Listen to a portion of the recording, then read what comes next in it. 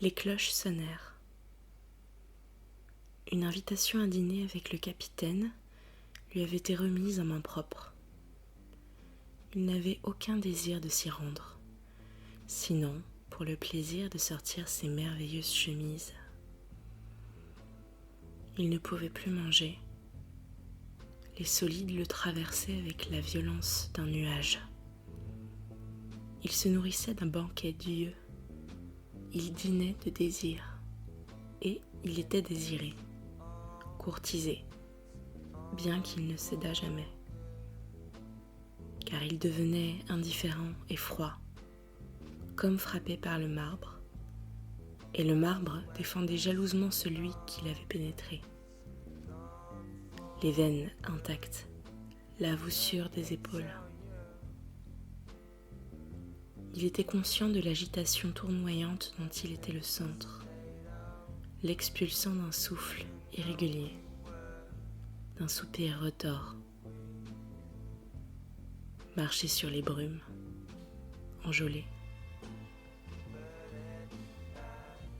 Sa mère, réprimant un sanglot, l'avait vu partir. Son fils. Elle aurait tant voulu l'arrêter, mais quelque chose l'en empêchait. L'amour qu'elle ressentait était indistinct, mais présent, l'aiguillonnant doucement, le poussant en avant. Il ne voulait pas partir. Il savait que le marécage était dangereux. Il savait également que rien ne pouvait lui faire du mal, pas maintenant. Ce n'était pas son heure. Et il saurait le moment venu, mais pas maintenant, pas à cet instant, tandis qu'il étendait ses chemises sur le lit. Il avait traversé le marécage et il était prêt. Comment atteindrait-il son but ? Il fouillerait les anciens marais des mangroves, plongerait tête la première dans les mares apaisantes, formées par les dieux, et ramperait à sec dans la jungle vivante d'orchidées. Il se nourrirait de pollen. Il s'ornerait de rouge. Il rejeta plusieurs chemises. Leur tissu, extrêmement fin, semblait grossier, et chacun de ses nerfs était en feu. Il se souvint de ses pieds brûlants quand il avait couru sur une plage noire, et de sa rencontre avec un jeune homme étendu nu sur l'herbe luxuriante. Sable noir, peau rouge, gazon acide et ciel parfait.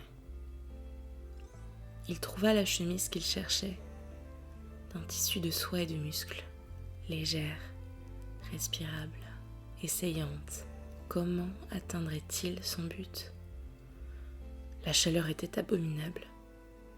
On redoutait la malaria, mais la fièvre était son frère. Elle pompait du feu dans ses veines de marbre. Des nuits à frissonner enveloppées dans les draps, trempées des larmes versées par chaque pore. La voiture l'emmènerait à toute allure très tôt, à travers les brumes engelées. Comment atteindrait-il son but ?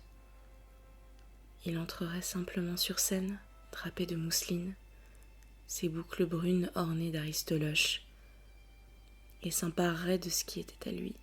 Il escamoterait le temps et entrerait, puis émergerait sain et sauf, un ange qui tombe et retrouve sa mobilité.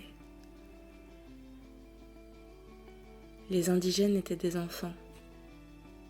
Il serait certainement canonisé, et son déplacement parmi eux, un vent éternel et frêle.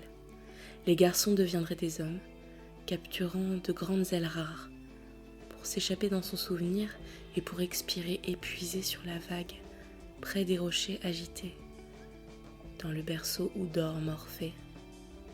Les cloches sonnèrent. Il était prêt et la table dressée. Il était tout à fait beau dans la lumière clignotante, au point de mettre le capitaine extrêmement mal à l'aise. Comme il s'y attendait, il ne put manger, mais cette gêne de la part de son hôte était une récompense suffisante. Il ne prendrait rien sinon du bouillon et un peu de porto qui lui calmerait l'estomac et lui permettrait d'être gai. Comme le soir s'avançait, la sagesse rougit et il se perdit loin du tourbillon intime des rires et du Bordeaux, vers l'intérieur d'une gravure, au-dessus du bureau du capitaine. Une femme, la chevelure relevée sur la nuque, levant sa longue jupe tout en marchant dans l'herbe haute, s'appuyant doucement sur l'épaule d'un petit garçon qui tendait la main vers la manche de velours d'un habit de deuil.